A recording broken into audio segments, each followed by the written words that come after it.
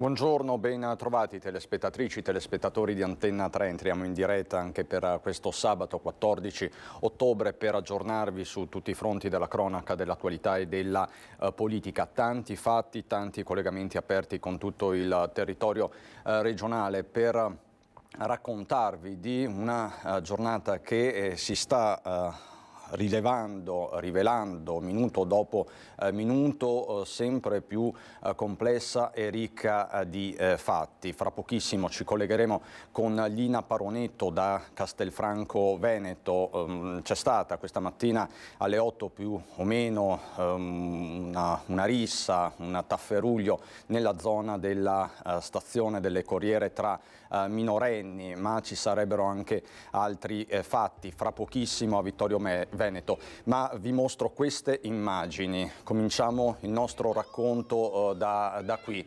Eccole.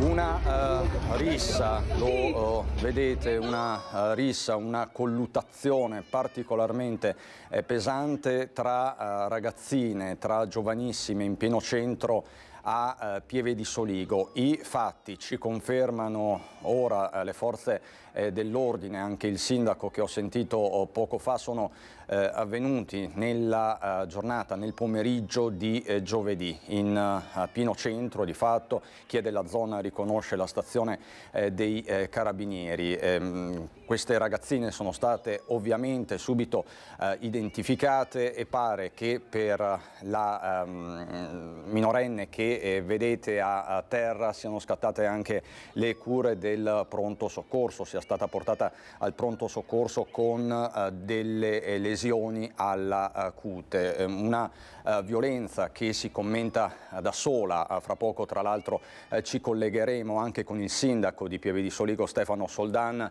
che in questi minuti sta celebrando un matrimonio e quindi cercheremo di capirne un po' di più. E a proposito di violenza tra giovanissimi, fra poco, appunto ve lo ripeto, ci collegheremo con Lina Paronetto da Castelfranco Veneto per dei fatti che si sono registrati questa mattina. Una rissa o comunque un momento di alta tensione, altissima tensione tra giovanissimi presso la stazione delle Corriere, che ha portato a un pronto intervento delle forze dell'ordine, compresi i carabinieri. Si starebbero valutando anche delle misure come i DASPO urbani, misure, come sapete, di allontanamento dal territorio comunale. Ma la vedo ora collegata, la nostra Lina Paronetto, con Alberto Pivetta da Castelfranco Veneto. Lina, raccontaci tutto, buongiorno. Buongiorno Cristian, buongiorno ai telespettatori. Sì, eccoci qua a Castelfranco. Saluto e ringrazio Mirko Casteller, che è psicologo, lo conosciamo già ospite spesso e volentieri delle nostre trasmissioni, ma questa volta testimone oculare, parlerà in questo senso di quello che ha visto stamattina. Attenzione, perché qui Cristian, scavando nei vari episodi che sono capitati qui a Castelfranco negli ultimi giorni, si accavallano episodi differenti, nel senso, tu citavi correttamente i momenti di tensione che si sono vissuti davanti alla stazione delle Corriere questa mattina intorno alle 7:30-8, quando i ragazzi arrivano per andare poi a scuola agli istituti superiori della città, con in particolare 3 giovanissimi, pensate che gli anni di nascita sono 2006, 2008, 2009, quindi dei minorenni che si sono affrontati a spinte. La situazione a cui hanno assistito 10-12 ragazzi, poi naturalmente tutti i passanti intorno, non è degenerata perché sono arrivati prontamente sul posto 2-3 pattuglie dei carabinieri. L'area è naturalmente attenzionata, particolarmente sorvegliata, e per 3 di questi ragazzi che sono stati identificati sul posto potrebbe profilarsi un provvedimento amministrativo, in buona sostanza un DASPO urbano, per evitare che facciano ritorno in tempi brevi in quella zona particolarmente delicata. Sappiamo che a Castelfranco poche sere fa, pochi giorni fa, è capitata non solo una lite con due giovani che si sono scagliati addosso sanpietrini, per cui una cosa potenzialmente molto pericolosa, ma sappiamo che questa settimana abbiamo dato conto anche di due ventenni che al culmine di un litigio hanno estratto un macete e anche lì poteva finire molto male. Invece il nostro Mirko questa mattina in Borgo Montegrappa cosa ha visto?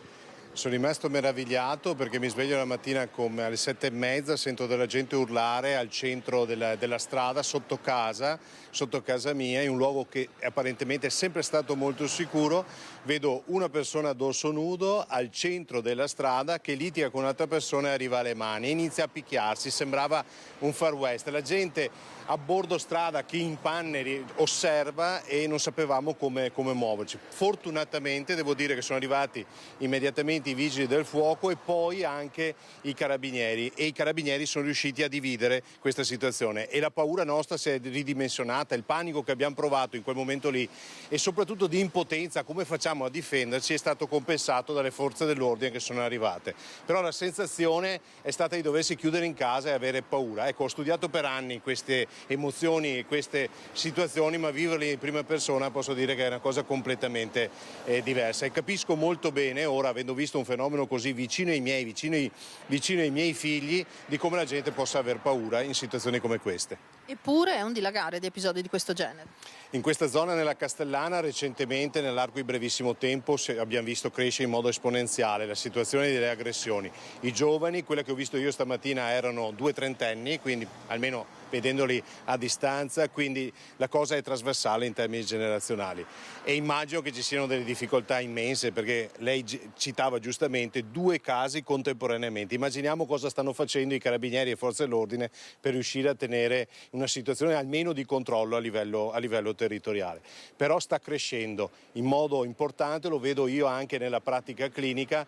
Però qui è paura, cioè c'è un tema di panico, la gente osservava, stava lontana da 2 che si massacravano, si picchiavano al centro della strada. Io non ho mai visto, ho quasi 50 anni, una cosa del genere in una zona poi come il Veneto o comunque Castelfranco Veneto. Anche perché intervenire non è semplice. Beh, le posso dire che io stesso sono rimasto a distanza perché cosa non si sa e poi, ripeto, per fortuna sono arrivati prontamente, immediatamente le forze dell'ordine che, ahimè, osservando hanno tentato in tutti i modi di mediare il conflitto e anche loro si trovano limitati nelle possibilità di agire, anche forse in termini repressivi. Però devo dire tanto di rispetto perché hanno fatto un ottimo lavoro. Senta Casteller, però poi lei ha visto anche il video che abbiamo proposto da Pieve di Soligo, stamattina ragazzi in stazione, qui si parla davvero di ragazzini.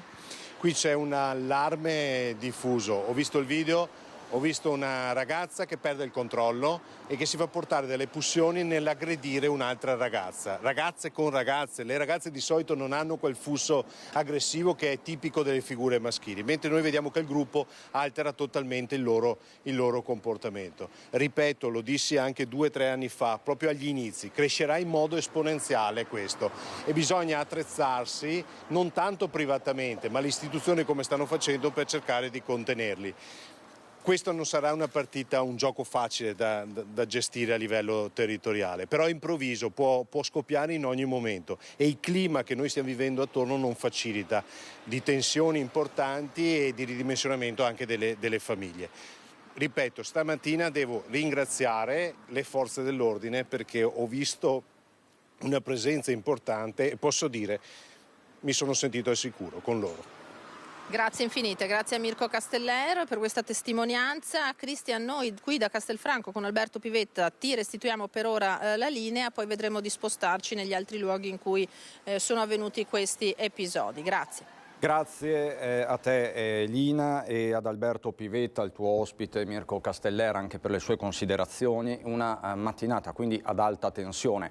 Non solo lo avete sentito da Lina Paronetto nella zona della stazione delle Corriere con dei giovanissimi coinvolti, minorenni, ma anche in Borgo Montegrappa e avete sentito le parole di Mirko Casteller, che ha visto quello che è successo, quest'uomo a torso nudo che di fatto è andato in escandescenza. Quindi cercheremo di capirne di più nei prossimi minuti, nelle prossime ore. E io intanto, ecco, queste sono le immagini. Grazie Francesca Pezzo, grazie Marco Gagliazzo in regia. Sempre a Castelfranco Veneto, è un episodio che ha citato anche Lina. Ci sono dei risvolti perché vivevano abusivamente all'interno di un prefabbricato a uso cantieri in via Melchiori, nelle vicinanze della stazione ferroviaria di Castelfranco, i due cittadini del Marocco che giovedì si sono affrontati con un macete. Per entrarvi avevano danneggiato la struttura e l'avevano adibita a dormitorio. Oltre ai due cittadini marocchini, militari operanti in collaborazione con la polizia locale hanno identificato altri 3 giovani, un tunisino, un marocchino e un italiano, deferendo all'autorità giudiziaria tutti e 5 per invasione di terreni o edifici e danneggiamento. Ieri i 2 marocchini di 27 e 28 anni si erano resi, giovedì scusate, i 2 marocchini di 27 e 28 anni si erano resi protagonisti di una violenta lite. Il più giovane aveva tirato fuori un macete, quello che avete visto, brandendolo contro il connazionale. Fermato in tempo dai carabinieri, l'arma è stata sequestrata. Quindi copioni che si stanno ripetendo in questi giorni, in queste ore a Castelfranco Veneto, e vi ripropongo questa immagine, questo video, queste immagini che stanno facendo il giro anche dei social, che abbiamo ovviamente verificato con carabinieri e sindaco. Siamo a Pieve di Soligo, giovedì pomeriggio, l'esplosione di violenza davanti alla stazione dei carabinieri. Quella ragazzina è stata portata a quanto pare anche al pronto soccorso con delle lesioni. Cercheremo anche qui di darvi ulteriori dettagli. A mezzogiorno e 35 ci collegheremo anche telefonicamente con il sindaco Stefano Soldan, che sta celebrando in questo momento un matrimonio, quindi anche su questo rimaniamo in attesa di evoluzioni. Adesso a Mestre, perché anche a Mestre ci sono stati attimi concitati di autentica follia in un condominio. C'è paura, parecchia paura tra i condomini, tra i residenti, ma ci racconta tutto Filippo Fois, che questa mattina è stato proprio in questo condominio e ha sentito alcuni residenti davvero impauriti. L'altra notte è stata una notte di follia in Corso del Popolo a Mestre. Attorno alle 4:30 2 persone che hanno iniziato una rissa l'hanno poi, per così dire, conclusa dentro un condominio dove è stata sfondata la porta, un condominio molto abitato, che naturalmente si sono svegliati tutti i residenti. Tra i residenti c'è anche Carlo Dal Paos. Che cos'è successo l'altra notte? Come hai detto tu, qui hanno iniziato a picchiarsi qui fuori. Uno dei due evidentemente le ha prese e per chiedere aiuto, per rifugiarsi, salvarsi in qualche modo, ha pensato bene con un calcio di sfondare la porta del condominio e ha iniziato a salire bussando a tutte le porte, chiedendo aiuto e imbrattando tutto di sangue. Dopo qualche minuto nessuno li ha aperto, naturalmente i condomini erano tutti terrorizzati, questi sono scappati, si sono volatilizzati, credo che dopo siano stati intercettati da una volante. Hai avuto modo di vederli? Io ho visto dall'alto l'inizio della rissa, perché io abito in un piano alto, e poi non ho visto il resto, ma i miei condomini, ahimè, hanno assistito dallo spioncino a questa scena. Lei ha detto noi avremmo potuto rimanere in silenzio, riparare la porta e chiuderla qua, invece no. Sì, no, ci tenevo a dire che non c'è il morto, non c'è stato il morto, non si è fatto male nessuno, purtroppo, per fortuna, per le cronache, però credo sia giusto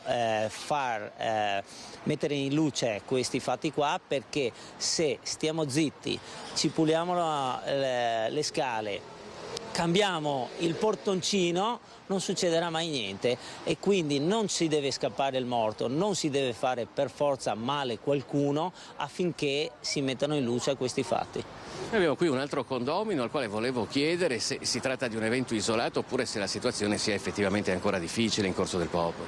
Ma la situazione è abbastanza difficile in Corso del Popolo, perché frequentemente nelle aree qui intorno la sera soprattutto si ritrovano persone che passano il tempo a oziare sulle panche, condividono alcolici, bevono, producono rumori di vario genere, schiamazzi, e spesso la sera sono alterati, e questo è l'esito di una situazione di questo tipo, per cui litigano. Mi è capitato da non molto tempo che, scendendo dall'auto, una persona mi si sia infilata in auto chiedendo di essere portata in stazione. L'altra notte lei è stato buttato giù dal letto. Esattamente. Cosa sentiva? Rumori, semplicemente rumori. Abito un piano più alto, quindi al mio piano non sono arrivati, ma al secondo, terzo piano sono arrivati. Io stesso al mattino, scendendo per puro caso, ho visto le tracce del passaggio di questa persona. Come ci si sente adesso dopo questa nottata? Ci si sente vulnerabili oggettivamente, perché quando uno decide di aprire la porta del proprio appartamento sul proprio pianerottolo pensa di essere ancora a casa propria nel condominio, ma di fatto è chiaro che non è più così. Non è la prima volta nel nostro condominio, in realtà qui in Corso del Popolo, che qualcuno entra durante la notte e rimane al piano ammezzato dove non passa nessuno perché l'ascensore non si ferma, ed è capitato in diverse occasioni di avere ospiti non residenti di questo tipo. Grazie. Spesso le cronache a Mestre sono riempite da eventi che si svolgono a Via Piave, però è bene ricordare che purtroppo la situazione rimane difficile anche in una strada come Corso del Popolo, che fino oramai a diversi anni fa era uno dei salotti buoni della città di Mestre.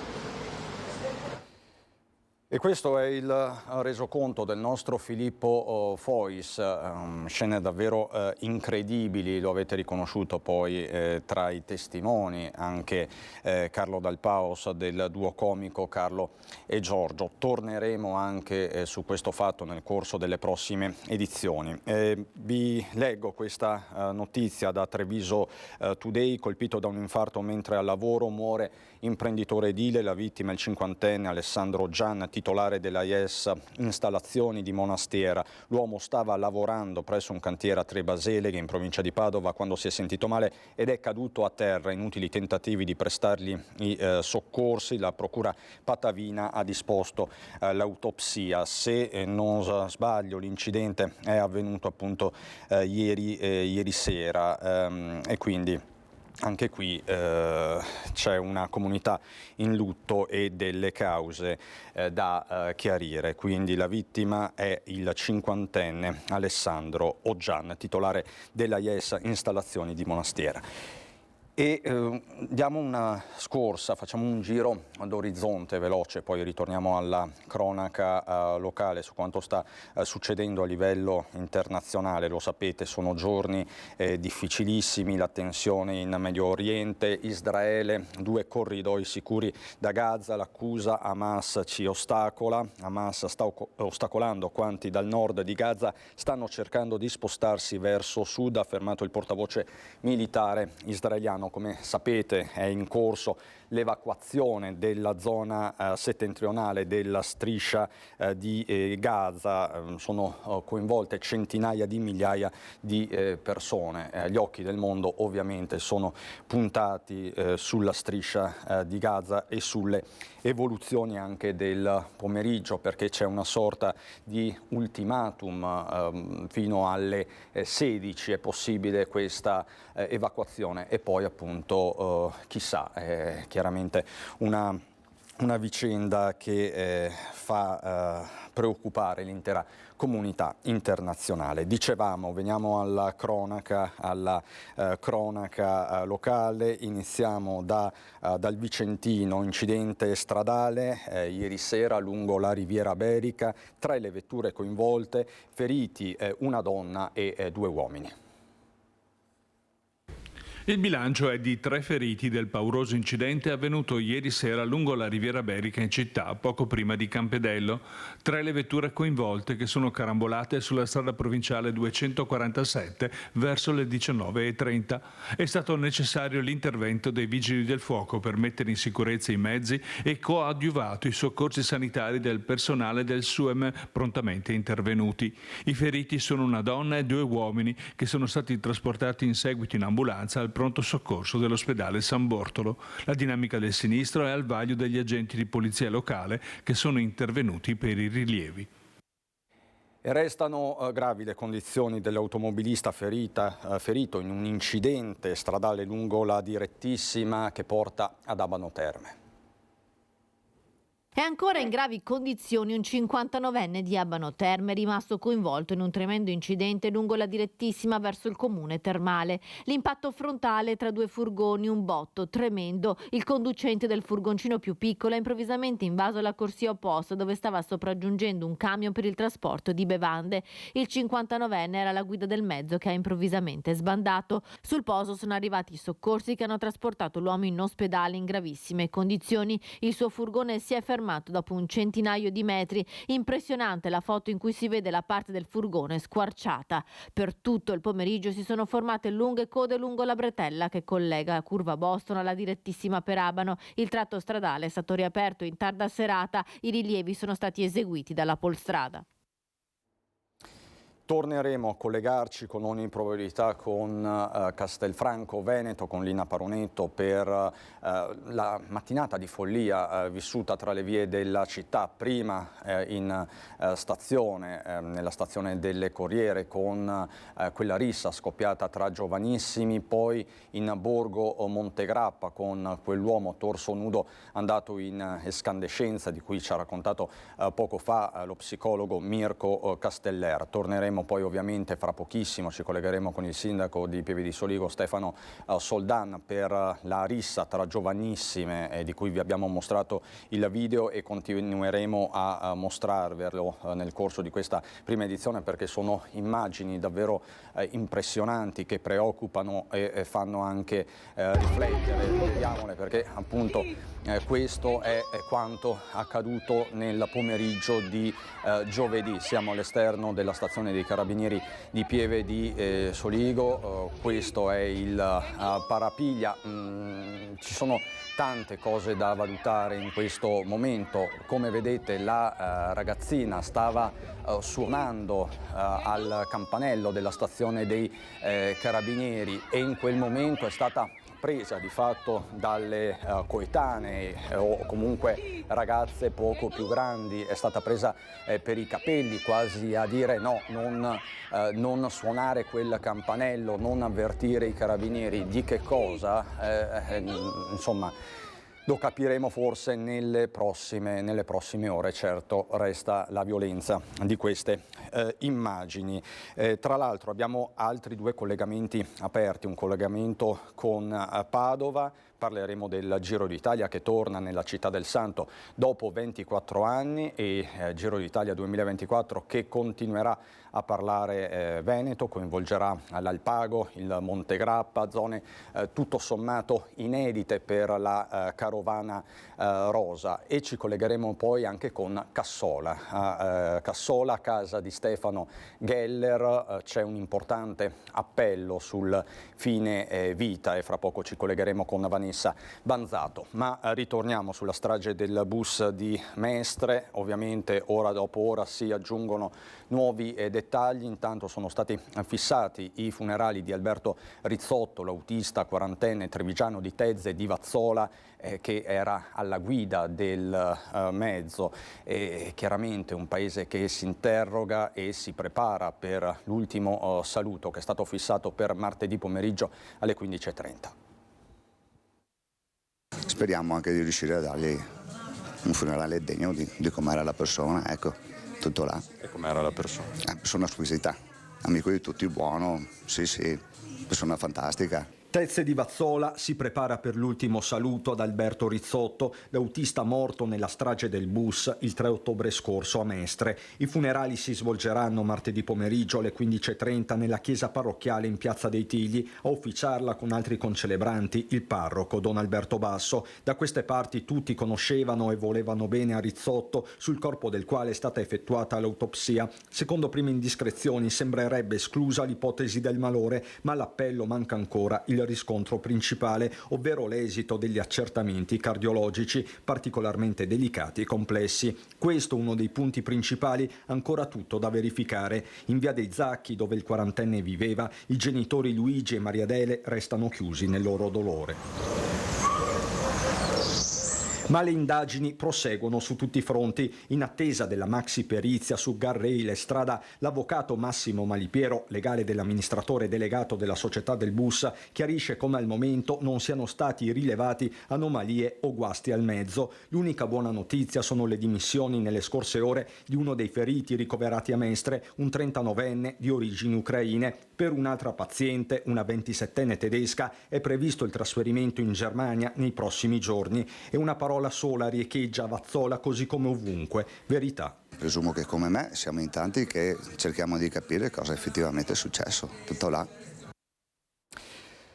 Ritorniamo alla mattinata di ieri, traffico in tilt lungo il Ponte della Libertà a Venezia, direzione Mestre, verso le 8:40. Un bus turistico è rimasto in panne, il gasolio si è riversato sull'asfalto, dietro c'era il tram che è rimasto bloccato a sua volta, inevitabili disagi per gli automobilisti. Il bus è stato rimosso intorno alle 10:30 e il traffico è tornato regolare. Chiaramente è un nervo scoperto in questi giorni, è inevitabile che sia così. Il trasporto pubblico locale, il trasporto in generale è monitorato ed è monitorato anche nel Padovano. 8 mezzi pesanti su 10 non a norma, è un numero impressionante quanto emerge da 2 giornate di controlli della Polizia Locale del Campo San Pierese lungo la strada regionale 308 del Santo.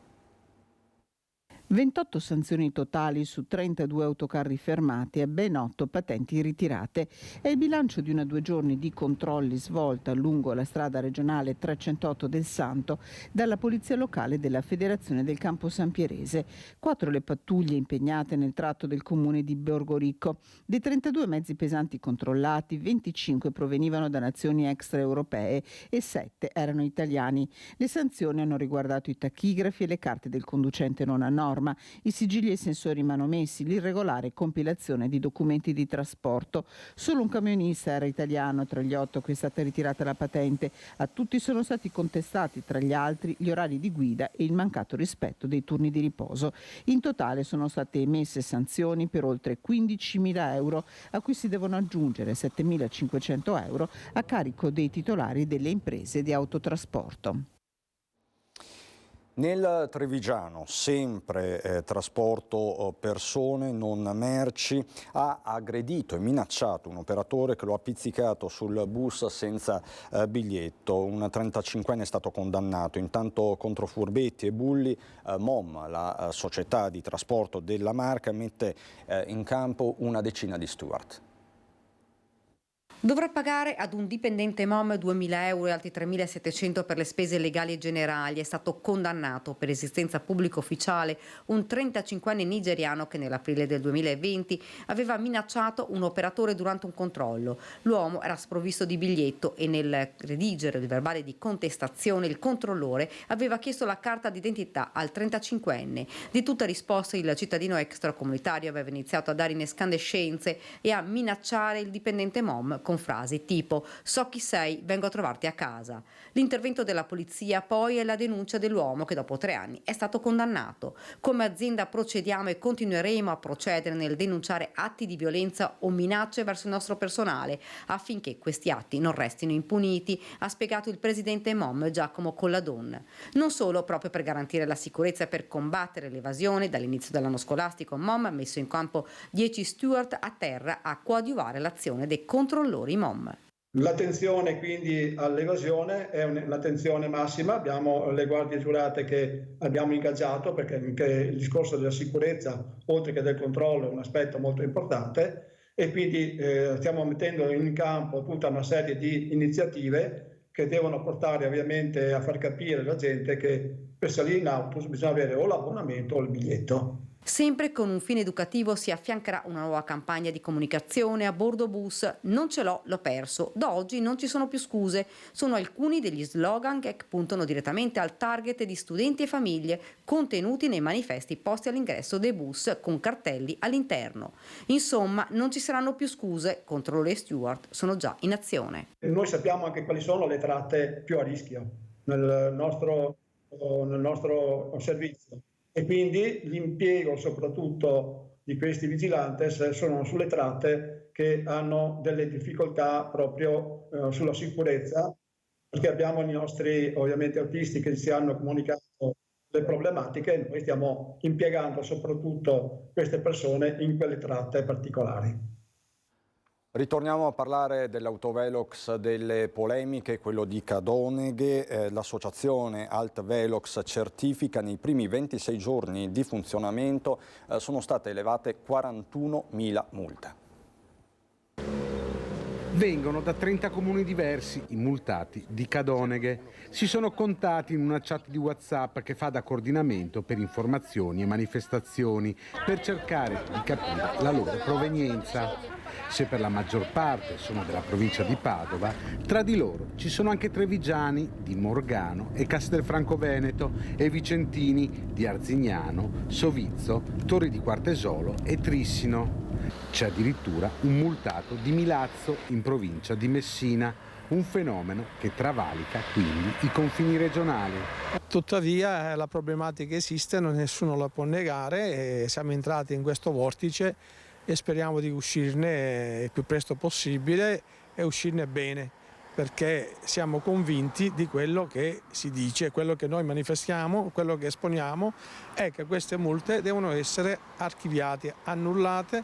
Un numero destinato a crescere quello dei multati, dato che in questi giorni sono ripresi gli invii dei verbali che potrebbero arrivare fino alla fine a un totale impressionante di 90.000 se fossero confermate le proiezioni fotografate dall'associazione Miglior Tutela Autovelox, che sulla base delle multe che sta impugnando in questi giorni ha realizzato questo grafico che evidenzia come solo nel primo giorno di esercizio, il 23 giugno, i Velox abbiano elevato 7.662 multe, arrivando il 18 luglio, dopo 26 giorni di esercizio, a 41.174. Sicuramente un problema perché è una spesa che non te la aspetti e poi le mie multe non sono tanto alte, sono a 60 euro perché andavo da 2 a 10 km aumento di velocità e io non ritengo giusto perché questa strada è percorribile. Sono molte le persone in difficoltà. Inflazione e bollette hanno colpito forte le famiglie padovane. Qualcuno addirittura si è messo a piangere alle poste perché aveva difficoltà a pagare le multe. C'era la fila di persone che ritirava e persone che andava dentro per pagare. C'era questo signore che mi sembrava una persona anziana e invece dopo ho scoperto che aveva solo 5 anni in più di me.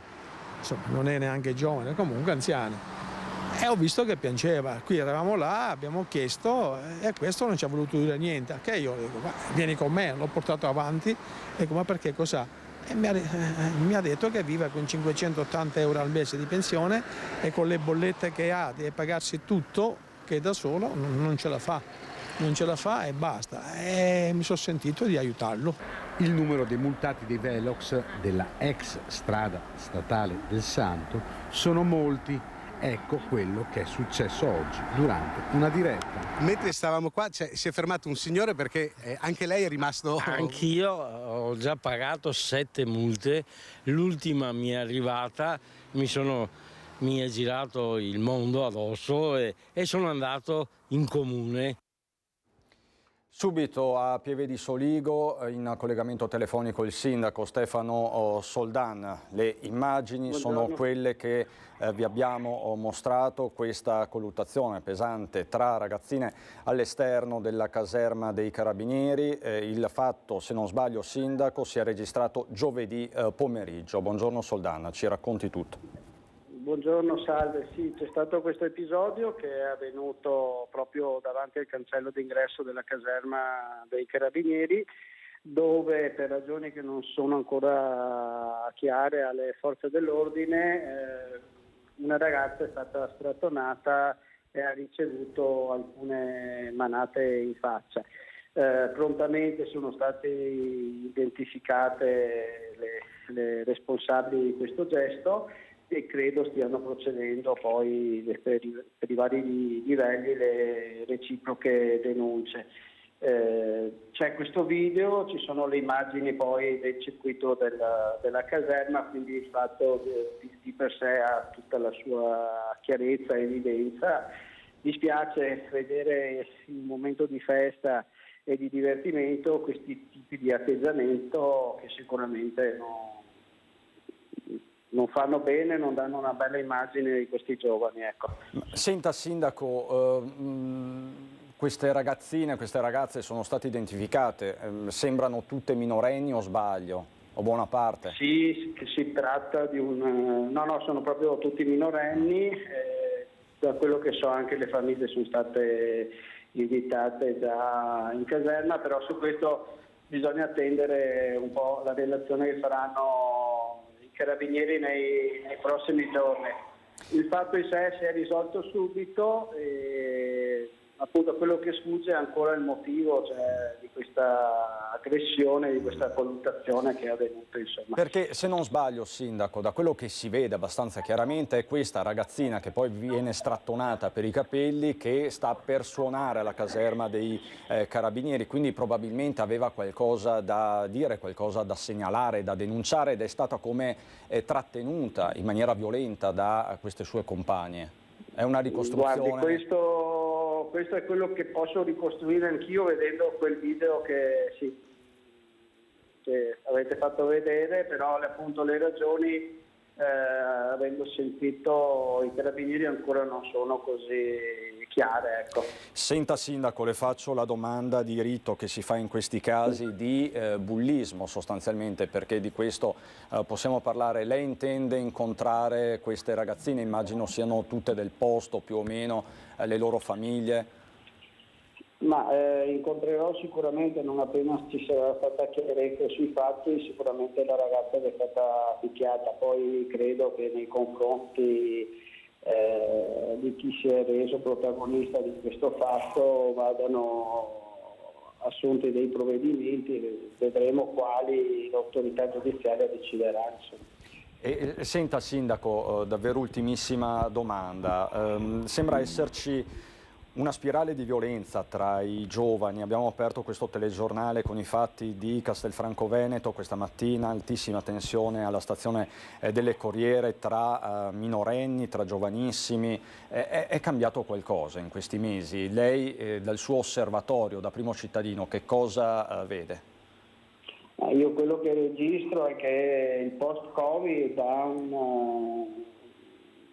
ha dei strascici particolarmente importante di stress, di poca pazienza da parte della gente. Credo anche che 2 anni particolari, soprattutto l'anno e mezzo più pesante, abbiano inciso soprattutto sui giovani, sulla possibilità di sviluppare delle forme di aggregazione o di convivenza che magari prima potevano essere seguite in maniera diversa, cioè 2 anni di abbandono sicuramente hanno e stanno facendo evidenziare questa mancanza. E adesso ne vediamo quindi le conseguenze sociali. Grazie sindaco Soldano, torneremo ad aggiornarci con lei nel corso della giornata. Grazie davvero Stefano Soldano, sindaco di Pieve di Soligo. e noi non so se siamo in grado di collegarci sul territorio, chiedo alla regia se ci sono collegamenti pronti, non ancora, perfetto Francesca, andiamo avanti con questa notizia, comunicazione di servizio importante per Padova e provincia. Da ieri sera alle 21 il ponte di Volta Barozzo è chiuso e resterà in parte inaccessibile per tutto il fine settimana per consentire i lavori di asfaltatura. Sarà prevista l'istituzione temporanea del senso unico di circolazione sulla corsia più stretta del ponte, regolata da un semaforo fino a domenica sera. Resterà aperta la campata del ponte di Volta Barozzo dedicata alla carreggiata in direzione Volta Barozzo centro città, mentre la circolazione sarà a doppio senso sulla campata di fianco, quella che normalmente ha 2 corsie con senso di marcia verso Volta Barozzo provenendo dal centro. I lavori necessari sono stati disposti nel fine settimana per non incidere troppo sulla viabilità. Tra l'altro fra pochissimo ci collegheremo con Valentina Visentin, si sta collegando proprio da Padova, dove ci sono delle buone notizie che riguardano il Giro d'Italia, ma rimaniamo per il momento nel padovano per un'operazione antidroga. Diamo l'operazione antidroga e dopo andiamo subito da Valentina. Coltivava una fiorente piantagione di marijuana il 41enne di Galzignano Terme, arrestato dai carabinieri dopo diverse segnalazioni al 112. I militari hanno individuato l'abitazione dell'uomo e sequestrato 4 piante dal peso complessivo di circa 5 kg. Oltre alla marijuana sono state rinvenute 7 pastiglie di MDMA e 7 francobolli impregnati di LSD. Così dunque a Galzignano Terme. Vi dicevo, la nostra Valentina Visentin pronta con Francesco Ratai per la parte tecnica da Padova che da ieri è stata in qualche modo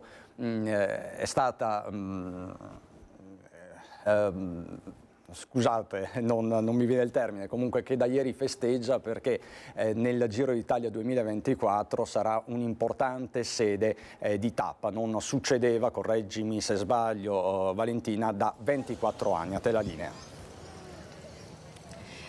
Proprio così, da 24 anni mancava un arrivo di tappa del Giro d'Italia qui a Padova. Ebbene, il 23 maggio 2024 da Prato della Valle, proprio dove ci troviamo in questo momento, vedremo sfilare i ciclisti del Giro d'Italia. Un arrivo di tappa, dicevamo, mentre la partenza c'era stata nel 2009, ma proprio arrivare qui nel cuore di Padova, in Prato della Valle, ha comportato veramente una grande gioia per tutti i padovani, non solo, anche perché sarà una giornata di sport, ma poi, come vedremo, anche di grande ritorno economico per la città.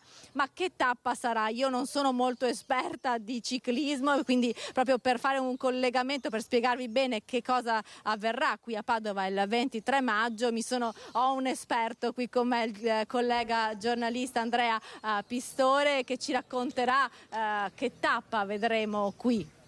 Allora, sono 166 km innanzitutto, quindi un chilometraggio medio, ultima settimana del Giro, quindi forze al Lumicino. Sulla carta sarà la penultima frazione dedicata agli sprinter, quindi ruote veloci, volata, sembra scontata perché è una giornata completamente senza Gran Premio della Montagna, se si eccettua mi pare sia il Gran Premio della Montagna a Lamon, quindi prima parte di corsa che parte da Fiera di Primiero, quindi provincia di Trento, c'è questo GPM di quarta categoria, quindi come dicono i ciclisti poco più di un cavalcavia, poi c'è una lunga discesa, diciamo, verso Padova, toccando le zone del Prosecco prima, poi la città di Treviso, poi il Milanese. Ci sono ancora qualche dettaglio da limare, molto probabilmente la corsa arriverà da Milano, poi Riviera del Brenta, e a differenza del 2024, quando saranno affrontati i colli, quindi qua a Padova l'arrivo era, diciamo, da Via Goito, la corsa dovrebbe arrivare al Piovese e quindi arrivo in Prato della Valle alla fine di un piccolo rettilineo dopo la circonvallazione. Dovrebbe essere una frazione dedicata ai velocisti. C'è la particolarità che, essendo appunto l'ultima settimana, dipende intanto quanti velocisti resistono, perché quest'anno il Giro d'Italia è stato disegnato con molte tappe di montagna nella prima parte, e secondo non è detto che non possa arrivare una fuga. È una giornata, di solito l'ultima settimana è aperta a più risultati. Noi dobbiamo dire chi speriamo che vinca. Infatti possiamo dirlo, perché insomma ci sono dei nomi, chi potrebbero essere i protagonisti? Allora, noi da Padovani speriamo che Alberto Dainese, che adesso è lo sprinter italiano, uno degli sprinter italiani italiani più forti, ha vinto già 2 tappe al Giro d'Italia, l'ultima l'anno scorso proprio qui in Veneto quando trionfò a Caorle, e poi ha vinto anche una tappa alla Vuelta. Lui è padovano di Abano e quindi speriamo sia lui. Tiene abbastanza bene in salita, l'anno scorso era stato stoico perché nonostante fosse debilitato da un'influenza intestinale, mi pare, aveva retto sulle Dolomiti, era riuscito a trionfare qua. Se no da italiani speriamo anche in Filippo Ganna, che ultimamente l'abbiamo visto alla Vuelta che cimentarsi anche nelle volate. E se no, insomma, io ho un sogno da tifoso del ciclismo, pare che Wout van Aert venga a correre il Giro d'Italia, tutti sanno che è il mio corridore preferito, quindi potrei anche abdicare a favore suo pur di vederlo qui. Non so se Dainese sia d'accordo, ma... Lo spettacolo di sicuro sarà un grande spettacolo, quello che vedremo qui in Prato della Valle. Felicitazioni per questo successo, insomma, per questa decisione. È stata espressa dal sindaco Sergio Giordani, che ha detto che è stato frutto di un grande lavoro di squadra, ma anche il governatore Zaia è stato molto contento perché ancora una volta il Veneto si conferma una delle regioni protagoniste del Giro d'Italia, ma il più felice di tutti è stato senza dubbio l'assessore allo sport Diego Bonavina, che ieri per gustarsi appieno il momento è corso a Trento proprio quando Padova è stata nominata e scelta. Io vi saluto e vi lascio con le parole dell'assessore Bonavina. È frutto di un lavoro incredibile e adesso è un risultato per me straordinario, per la città, per il Veneto, per il nostro territorio. Non devo dimenticare che in questo percorso una mano importantissima ce l'ha data Luca Zaia, che vogliamo ringraziare sicuramente perché ha avallato questa richiesta che noi abbiamo portato avanti da qualche anno. Sarà un periodo, perché se parliamo di una giornata veramente parliamo di qualcosa di molto riduttivo, perché qua bisogna avere un'organizzazione importante alle spalle. C'è stata per arrivare alla candidatura e adesso all'assegnazione. Certamente adesso ci sarà un lavoro incredibile, perché io mi immagino veramente una festa, ripeto, non di Padova, ma una festa di tutto il Veneto, perché questa è una terra in cui il ciclismo è amato tantissimo, c'è grande seguito, insomma sono veramente soddisfatto da questo punto di vista. In più c'è un risvolto anche importante dal punto di vista economico, perché insomma prima della presentazione della tappa c'è stata la presentazione di un report fatto da Banca Ifis, il primo di questo tenore. Insomma, parliamo di un giro economico di 2 miliardi di euro per tutto il Giro d'Italia, 600 milioni di euro immediati, cioè i turisti che vengono chiaramente non a Padova ma in tutte le tappe del Giro d'Italia e spendono, quindi quello sono 600 milioni divisi tra tutte le tappe che rientrano, diciamo, come indotto nella nostra città. E poi ci sono 1 miliardo e 400 milioni fatto da giro economico negli anni successivi, con i turisti che, vedendo la diretta, dividendo i posti in cui si arriva al Giro d'Italia, c'è un incremento turistico che è quantificato con un incremento economico di 1 miliardo e 400 milioni. E infatti si brinda anche in altre province, in altri territori del Veneto, Giro d'Italia 2024, partenza di tappa da Alpago e passaggio sulla Grappa con destinazione Bassano. La penultima tappa del Giro d'Italia 2024 quindi si snoderà tra Alpago, quindi provincia di Belluno, e Bassano del Grappa, con ben 2 scalate sul monte Grappa, quindi si cambia scenario, non ci sarà il tappone dolomitico, ma comunque il territorio veneto sarà protagonista in quasi tutte le sue province. La vedo collegata, la saluto, la ringrazio, Vanessa Banzato, perché oggi c'è stato un importante appuntamento a Cassola, a casa di Stefano Geller, che tutti voi conoscete, ma Vanessa, raccontaci tutto. Buongiorno innanzitutto. Buongiorno a te Cristian, a tutte le persone che ci stanno seguendo. Sì, in effetti un importante incontro a casa proprio di Stefano Geller qui a Cassola per lanciare un messaggio intanto a tutta la politica regionale e poi che venga ampliata a livello proprio nazionale perché la proposta di legge sul fine vita diventi finalmente una realtà, una concretezza. E accanto a me, oltre a Stefano Geller, anche Diego Silvestri del comitato promotore della proposta di legge a livello regionale. Insomma, avete mandato un appello forte a livello politico, a livello regionale, a tutto un consiglio che pare sia in silenzio ancora. Sì, abbiamo chiesto come comitato promotore di attivare la procedura per la proposta di legge regionale e Liberi Subito. Abbiamo mandato una lettera a tutti i capogruppo, quindi a tutta la politica, e attualmente non abbiamo alcuna risposta. Siamo in attesa e l'ultimatum, bruttissima parola, l'ultimatum scade venerdì, nel senso che per un tempo consentito possiamo aspettare, dopodiché dobbiamo muoverci.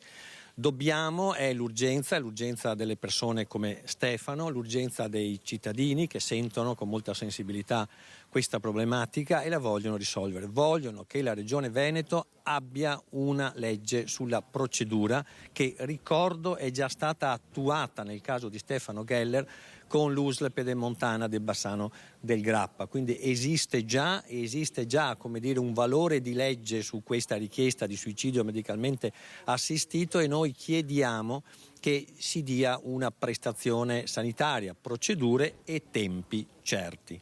Anche perché lei parla di tempo che è passato, diamo dei numeri perché sono passati 100 giorni da quando voi avete chiesto una risposta, 100 giorni di totale silenzio e sembra addirittura che soprattutto la parte della maggioranza politica si nasconda davvero dietro un dito pur di non affrontare queste questioni. Allora, noi abbiamo depositato le firme, le sottoscrizioni di questa iniziativa popolare il 30 di giugno a Palazzo Ferrofini. Come dicevo, adesso abbiamo risollecitato chi di dovere, anche il Ciambetti, anche la presidenza della quinta commissione consigliare e non siamo disposti ad aspettare oltre, perché non ci interessano i conflitti interni della maggioranza, ci interessa che la cosa vada avanti e che i cittadini abbiano una risposta che la politica deve dare senza creare ostacoli, senza creare fraintendimenti o dubbi o questioni che non hanno a che fare con la salute delle persone e col benessere delle persone. Anche perché si diceva che c'è chi addirittura, nonostante ci sia stato tempo e nonostante gli articoli siano solo 5, ha detto che ancora non ha avuto modo di leggere bene la proposta, di capire bene la proposta, quindi insomma ci sono queste lungaggini che però potrebbero essere snellite.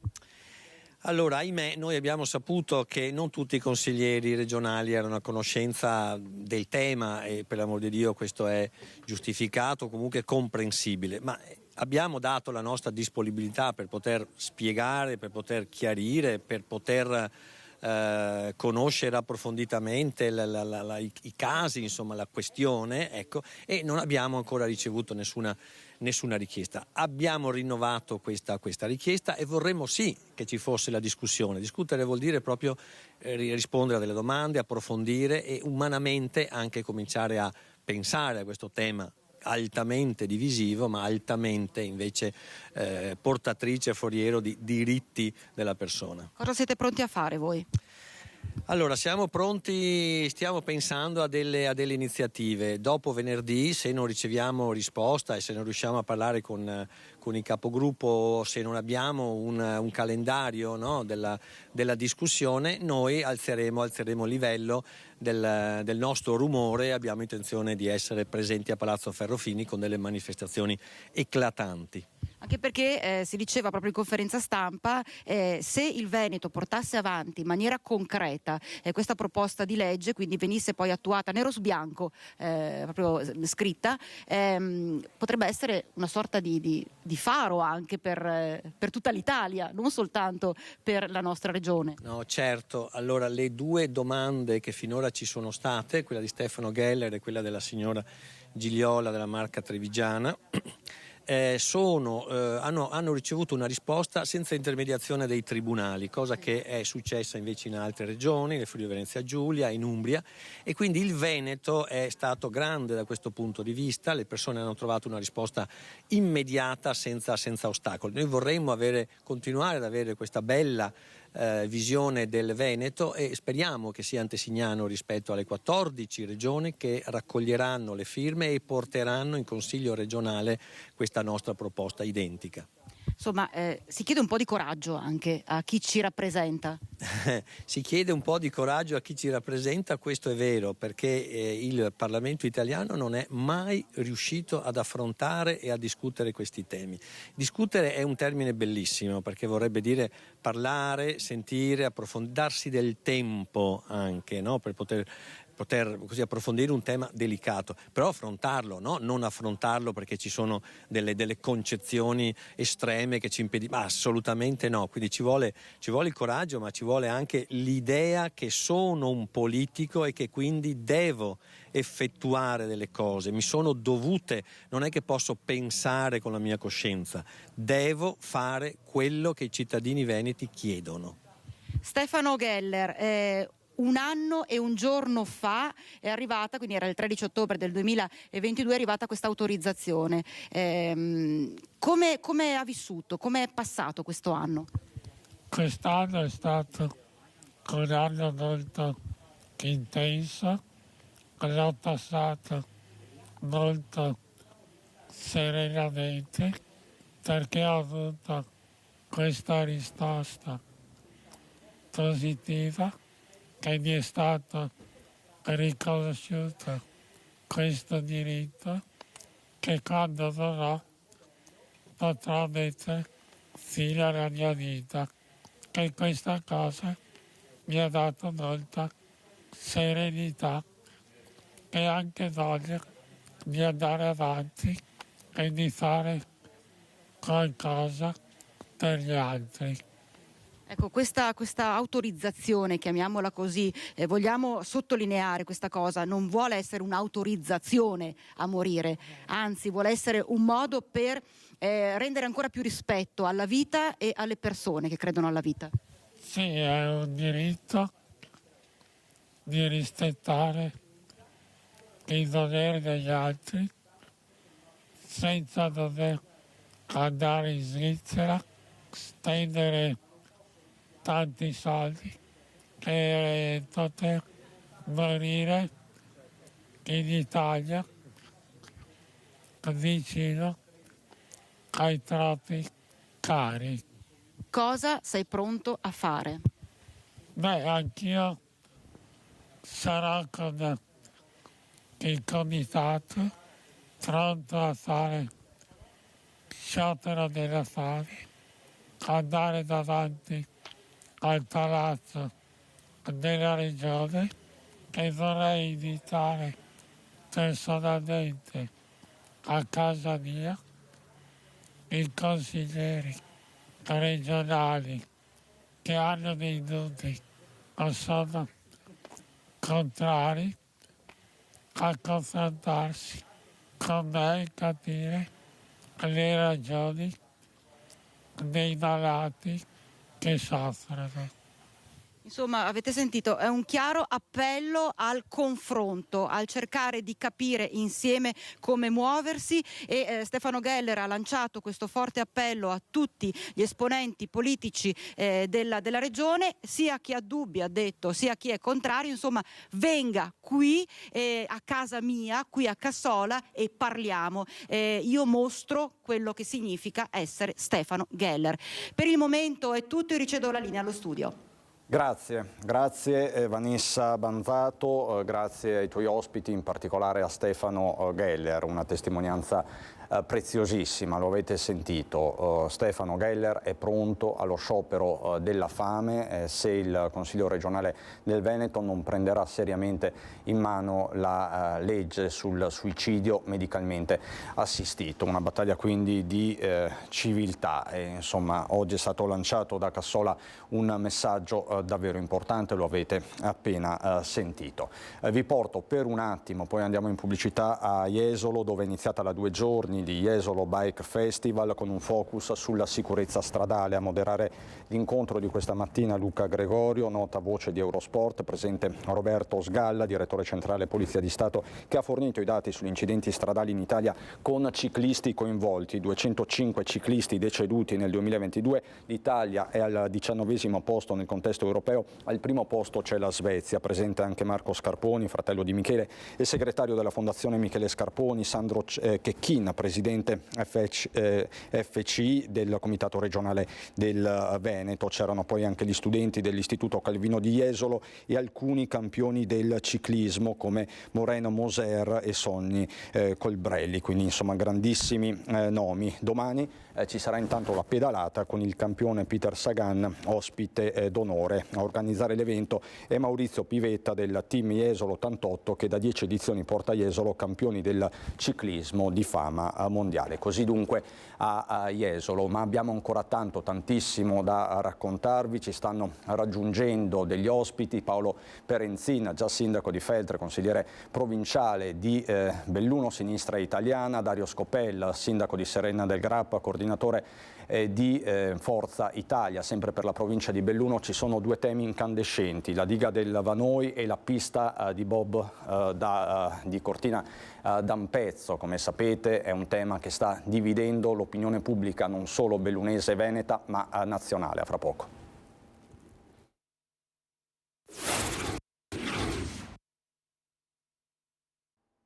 Di nuovo in diretta prosegue il nostro racconto di questo sabato a Nord-Est, 14 ottobre. Riparto da queste immagini che vi abbiamo mostrato, questa rissa tra ragazzine a Pieve di Soligo. A Pieve di Soligo ci siamo tra l'altro collegati anche con il sindaco Stefano Soldan. Queste le immagini, possiamo sentire anche il sonoro se possibile.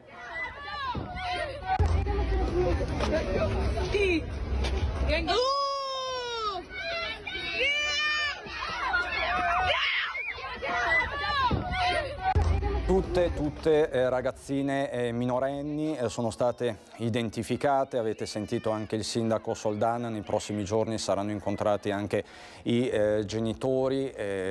Si sta tentando anche di capire che cosa sia potuto accadere. Come vedete, la ragazzina più piccola stava suonando al campanello della stazione dei Carabinieri di Pieve di Soligo, ma appunto in queste ore si sta tentando di capire la dinamica anche con l'aiuto della videosorveglianza pubblica. Così dunque a Pieve di Soligo, ma poi vi abbiamo raccontato una mattinata concitata anche a Castelfranco Veneto, ennesima rissa tra ragazzini alla stazione delle Corriere, e poi ancora un uomo torso nudo sulla Trentina che si aggirava ed è andato in escandescenza in zona Borgo Montegrappa. Torneremo a collegarci più tardi con Stefano Marcon, sindaco di Castelfranco Veneto, e con la nostra Lina Paronetto. Ma prendiamoci un po' di tempo per riflettere su due temi che stanno dividendo l'opinione pubblica e stanno creando dei movimenti d'opinione e che riguardano da vicino la provincia di Belluno, la montagna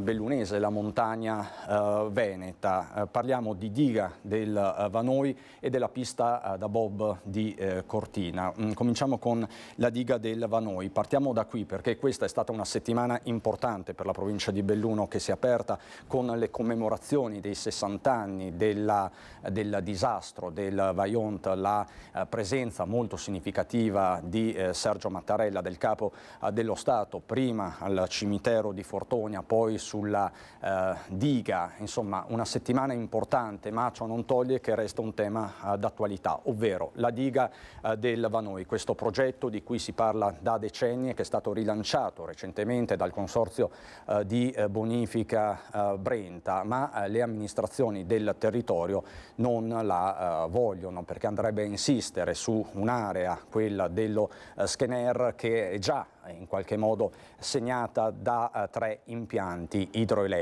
idroelettrici. A tal proposito il Consiglio provinciale di Belluno ha adottato un ordine del giorno presentato da Paolo Perenzin. Paolo Perenzin, che è nostro ospite con Dario Scopella. Paolo Perenzin, già sindaco di Feltre, consigliere provinciale, rappresentante di Sinistra Italiana. Buongiorno Perenzin, buongiorno Dario Scopella, buongiorno. Sindaco di Serenna del Grappa e coordinatore provinciale di Forza Italia. Perenzin, quanto rischia il territorio e perché ha presentato questo ordine del giorno che tra l'altro è stato votato all'unanimità? Intanto buongiorno a tutti, buongiorno a chi ci ascolta e molte grazie per averci dato la possibilità di un momento ulteriore di approfondimento e confronto su questo tema che è assolutamente della massima rilevanza, anche perché abbiamo bisogno dell'appoggio di tutta la cittadinanza per cercare di fermare questo progetto. Prima di rispondere alla domanda preciso soltanto che l'ordine del giorno è stato in realtà presentato dal consigliere Simone De Ola, che ha delega in materia di ambiente. Dopodiché l'ho sostenuto in maniera assolutamente convinta, ho ritenuto anche di intervenire proprio perché il punto non è soltanto che questo nuovo invaso sul Vanoi, ricordiamo 30 milioni di metri cubi d'acqua per un nuovo impianto, una nuova diga alta 116 metri, insiste su una zona che è già ampiamente sfruttata e come giustamente è stato ricordato ci sono già 3 invasi. Il punto principale è un altro, e cioè che questo invaso verrebbe collocato in una zona che ricade per lo più in provincia di Trento e anche in provincia di Belluno, in territorio del comune di Lamon, fra Lamon e Sovramonte, che è un territorio ad altissimo rischio idrogeologico. Questo è il tema su cui chiediamo una riflessione da parte di tutti, perché la carta del rischio idrogeologico della provincia di Trento individua la zona prescelta come zona di massimo rischio, addirittura un P4, cioè più rischiosa di quella zona non ce n'è. A titolo solo di esempio, sappiate tutti che su quell'area ci sono già 3 frane attive, una delle quali soltanto un paio di anni fa ha portato via, si è mangiata 100 metri della strada provinciale della Cortella. Ecco, per cui queste sono le condizioni di partenza. Non bastasse questo, nello studio di fattibilità che è stato commissionato e pagato dalla Regione del Veneto, dal Consorzio Brenta e dallo Stato italiano, dal Ministero dell'Ambiente, si scrive addirittura questo: i comuni montani che vedranno insistere nel proprio territorio la diga ne riceveranno gli effetti negativi connessi alla modificazione dell'ambiente naturale e, attenzione, all'incremento delle misure di sicurezza a fronte di possibili incidenti. Ecco, noi crediamo che onestamente a 60 anni dalla tragedia del Vajont, che è stata ricordata la settimana scorsa, anzi questa settimana, questo lunedì, e che è stata definita la più grave tragedia causata dalla responsabilità dell'uomo, sia un oltraggio alla memoria delle vittime e dei superstiti, anche solo pensare di poter andare a realizzare un grande invaso idroelettrico in una zona che ha già una valutazione tecnica che lo sconsiglia. Ecco, quindi il messaggio è molto preciso. Scopella, lei è rappresentante di Forza Italia, quindi sta dall'altra parte rispetto a Perenzin, ma mi pare di capire che il territorio su questo sia abbastanza compatto, o sbaglio? Sì, assolutamente. Il territorio è compatto e condivide l'idea che questa realizzazione della nuova diga non è una cosa, diciamo, che deve essere fatta. Come ha detto giustamente Paolo Perenzin prima, l'area è idrogeologicamente molto instabile, molto delicata, per cui questo nuovo elemento potrebbe andare ad incidere in maniera negativa creando dei problemi.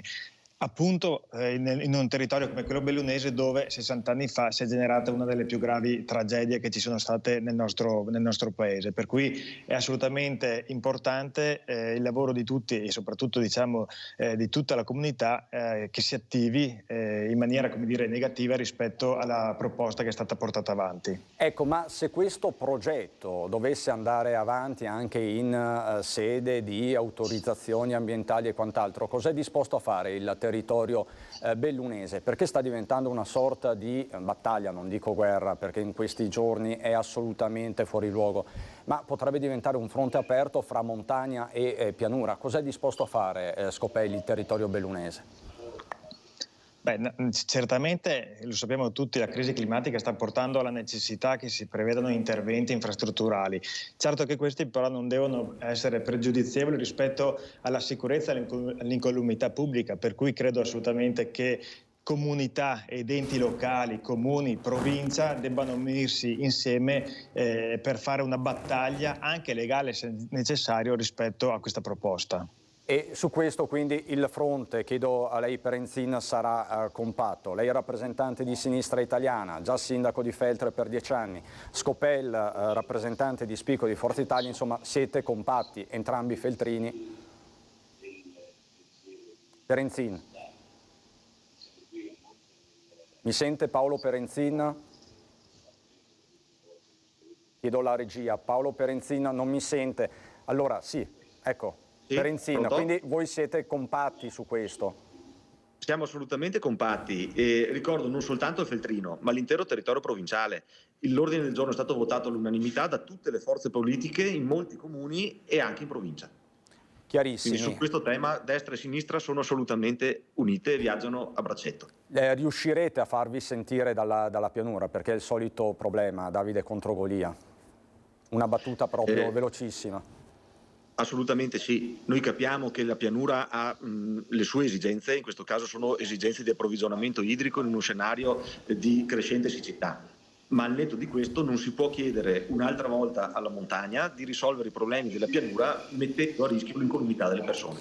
Perenzin, Scopel, vi chiedo di rimanere collegati, poi apriamo un altro capitolo importante, però c'è Lina Paronetto da Castelfranco Veneto, se non sbaglio con Stefano Marcon, con il sindaco di Castelfranco per i fatti che vi stiamo raccontando. Lina. Sì, Cristian, eccoci, siamo in via Podgora, stazione delle auto corriere, dove questa mattina poco prima delle 8 sono verificati dei disordini, diciamo, dei ragazzi che apparentemente stavano litigando, spintonandosi, insomma dei giochi un po' pericolosi. Sono intervenute delle pattuglie dei carabinieri, tra l'altro l'area, se Alberto Pivetta ce lo mostra, è attenzionata anche in questo momento dai carabinieri. Sindaco, è l'ennesimo comunque episodio di disordini in questi giorni. Voi venite da un paio di episodi molto pesanti, un'aggressione tra persone a colpi di San Pietrino, poi addirittura una lite finita con un macete che poteva davvero far male. E poi questa mattina, tra l'altro ne parleremo tra poco, anche in Borgo Montegrappa un altro episodio in strada. Qui in stazione che idea si è fatto? Cosa è successo?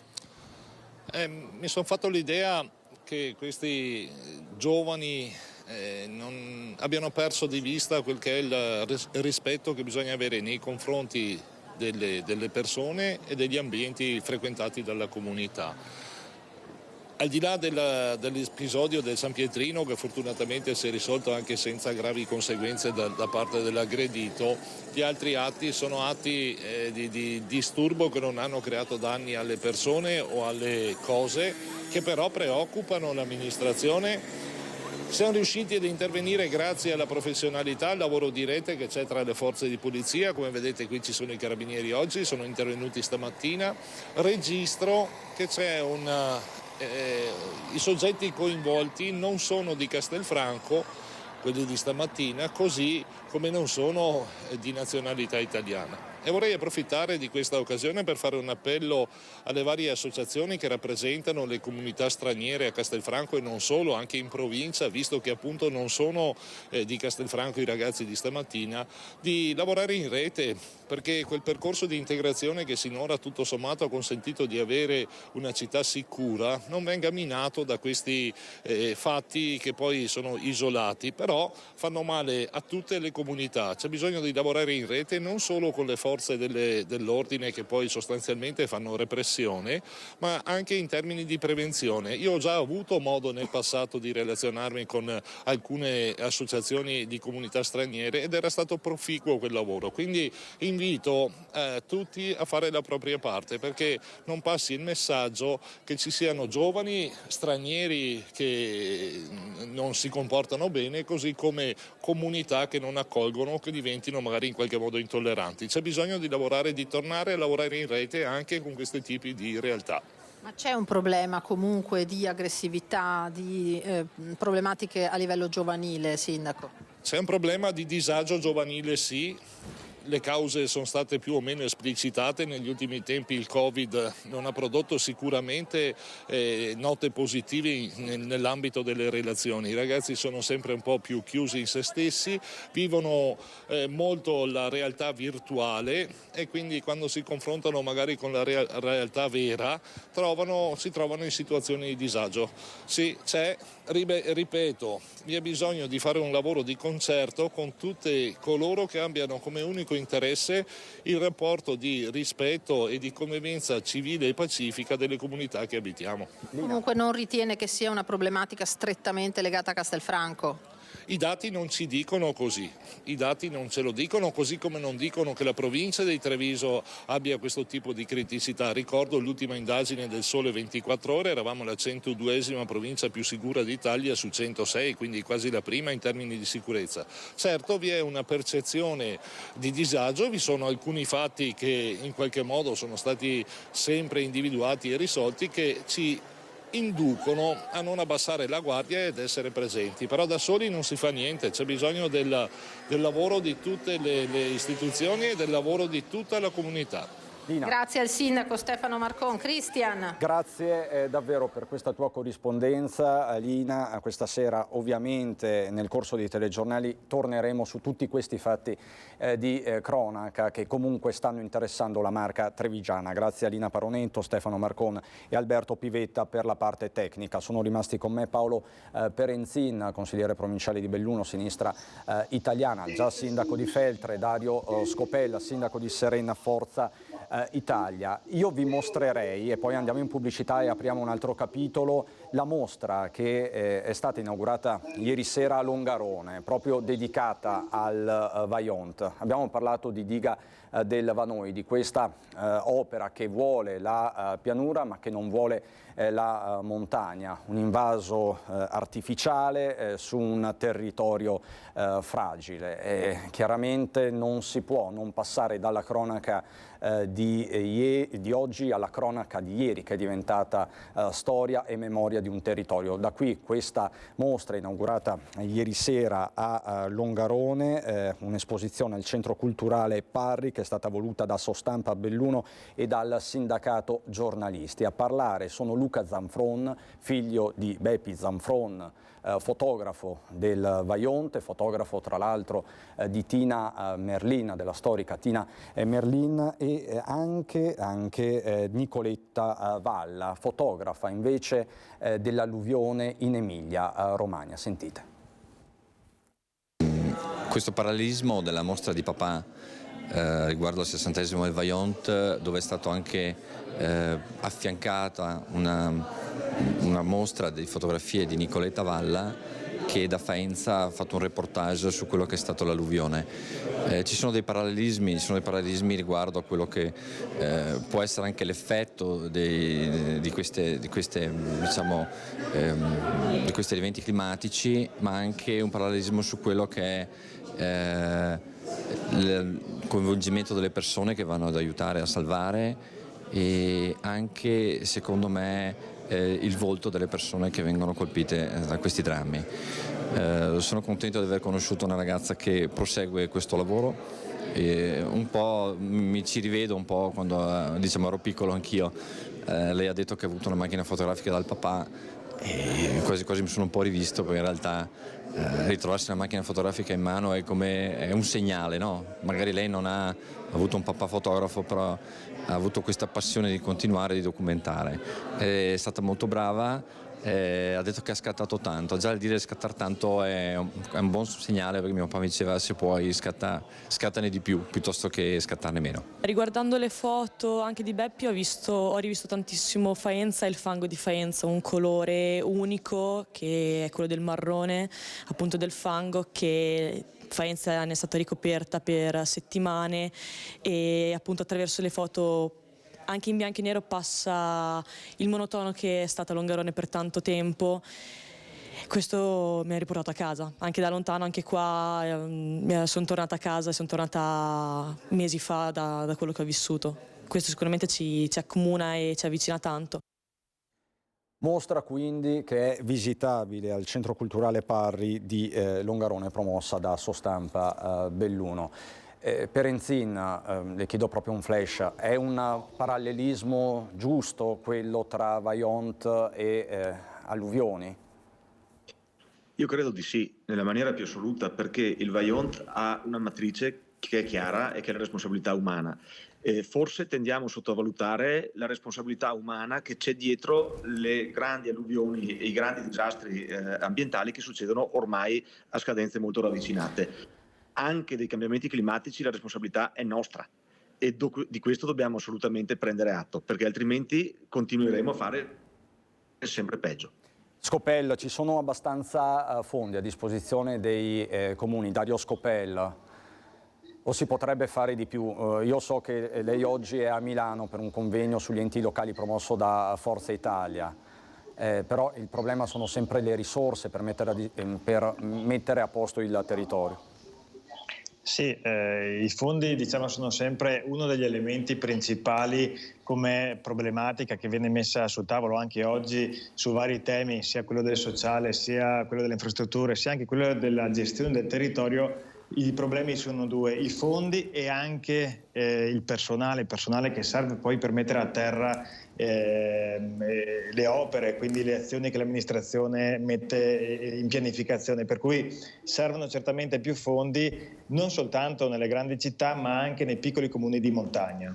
Grazie, vi chiedo di rimanere perché ci lasciamo con questa domanda prima di andare in pubblicità, poi voglio il vostro parere. Mancano magari i soldi per la sicurezza idraulica, ma ci sono forse, non si sa ancora, per la pista da bob di Cortina e quindi serve o non serve questa pista da bob? Sono giorni decisivi, ne parliamo sempre con Perenzin e Scopella dopo la pubblicità, fra poco.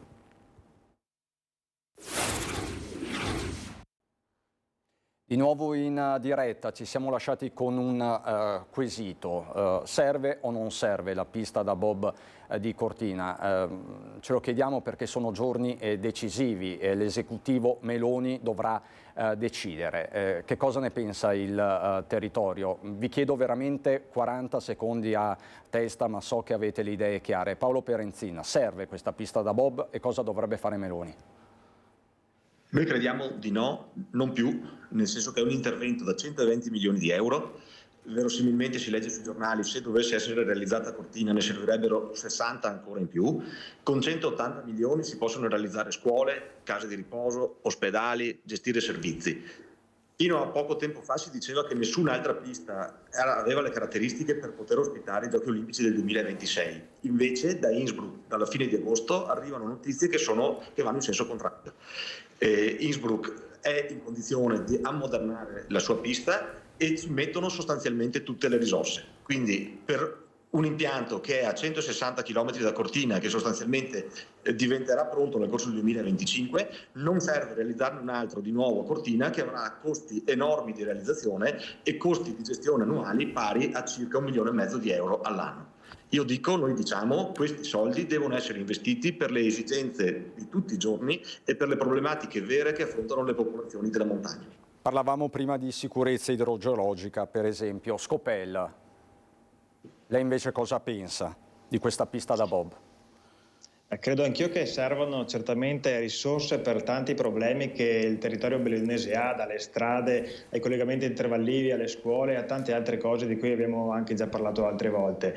Io credo anche però che le Olimpiadi siano una grande e straordinaria possibilità per il territorio bellunese e la pista da bob ne faceva assolutamente parte, anzi era un tassello fondamentale e grazie anche alle Olimpiadi sono arrivati fondi per fare ad esempio infrastrutture importanti lungo la viabilità. Oggi certamente siamo stretti con i tempi, per cui io credo che a questo punto debba essere davvero il governo a fare la scelta più giusta, perché non possiamo certamente arrivare all'ultimo secondo con un'opera che potrebbe non essere finita. Per cui solo il governo ha in questo momento tutte le condizioni e le informazioni necessarie per fare una scelta. Ripeto, credo comunque che la pista sarebbe importante anche perché va a sostituire oggi una pista abbandonata e in stato di degrado. Poi chissà perché la coperta è sempre più corta quando si parla di interventi in montagna. Penso che su questo siamo un po' tutti d'accordo, no? Perenzin, Scopella.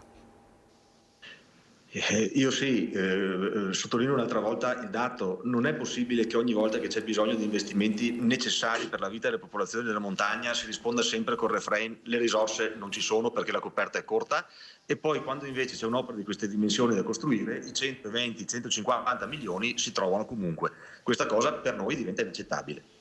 Scopella, finisco con lei, anche per lei un flash. Condivido, la coperta è corta, specialmente in montagna, dove tra l'altro vivere e lavorare costa di più che in altre parti. Credo, ripeto, comunque che quando si tratta di Olimpiadi le risorse abbiano poi anche una ricaduta in termini di promozione del territorio, e questo diventa anche un volano per il territorio, e la provincia di Belluno ne ha certamente bisogno. Vi ringrazio, siete stati chiarissimi sia sulla pista da bob che sulla diga del Vanoi, di cui continueremo a parlare anche in futuro, perché anche lì bisognerà prendere una decisione. Grazie Paolo Perenzin, consigliere provinciale, sinistra italiana, già sindaco di Feltre. Grazie Perenzin, grazie Dario Scopella, sindaco di Serena del Grappa, coordinatore provinciale di Forza Italia.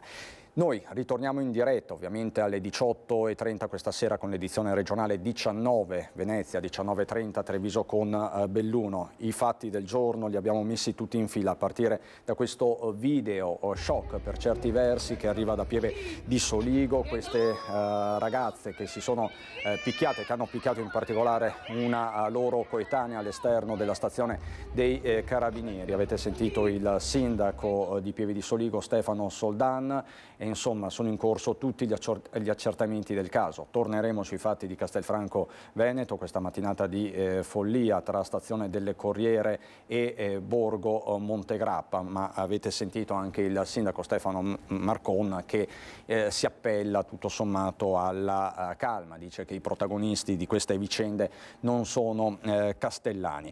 Staremo quindi a vedere, poi torneremo anche sui fatti di Mestre, quella notte di follia vissuta in un condominio di cui vi abbiamo parlato a lungo con il nostro Filippo Fois. Vi lascio al meteo a seguire il film Per la vecchia bandiera, davvero imperdibile. Ringrazio dalla regia Francesca Pezzo e Marco Gagliazzo. Ringrazio tutti voi per la cortese attenzione. C'è il meteo a questa sera.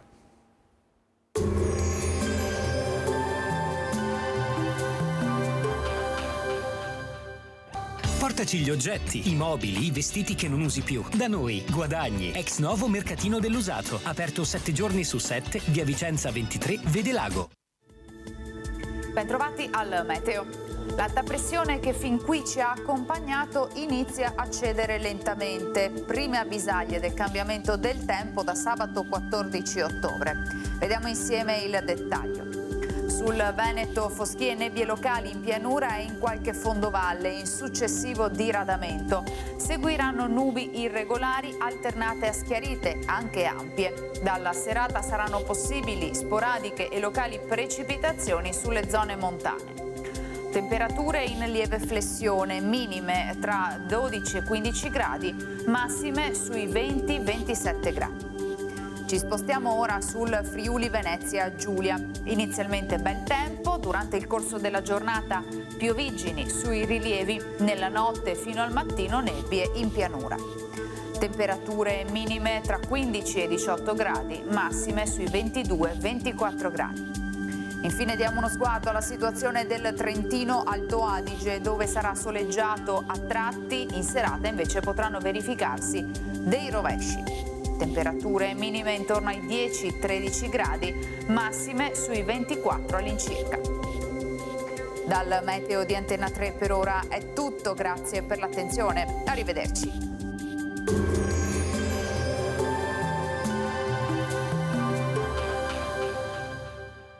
Portaci gli oggetti, i mobili, i vestiti che non usi più. Da noi, Guadagni, ex novo mercatino dell'usato. Aperto 7 giorni su 7, via Vicenza 23, Vedelago.